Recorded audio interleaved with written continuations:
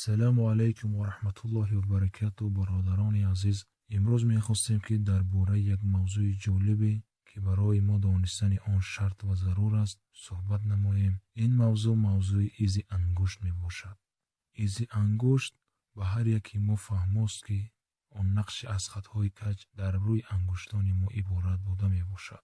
изи ангушт ягона чизе мебошад ки иваз кардани он ғайриимкон аст ва шахс аз рӯи он шахсияташ маълум мегардад. ҳатто дар маконҳое ки ҷиноят ба вуҷуд меояд, изи ангушти ӯ гирифта мешавад ва тавассути тадқиқотҳо ҷинояткор маълум мегардад.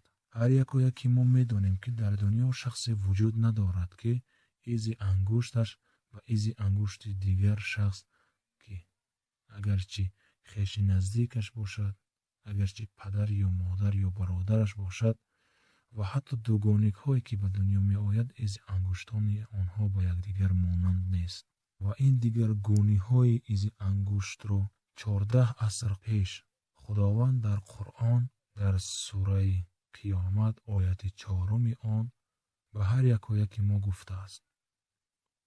рӯзе назди Расули акрам саллаллоҳу алайҳи васалам шахсе дар даст устуғон меояд ва мегӯяд: эй Муҳаммад, ту мегӯӣ ки ман боз зинда гардонида мешавам, пас аз оне ки ман мисли ин устуғон мегардам. худованд дар ҷавоби ин мард ояти 4 сураи Қиёматро нозил мегардонад ва мегӯяд: оре, ҷамъ мекунем, ҳатто бар он тавоноем ки сарангуштхатҳои ӯро ҳамвор кунем.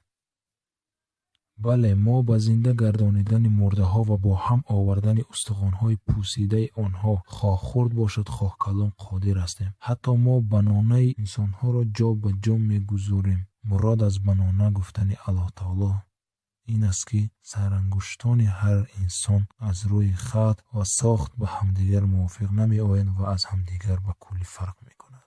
худованд инро дар назар дорад.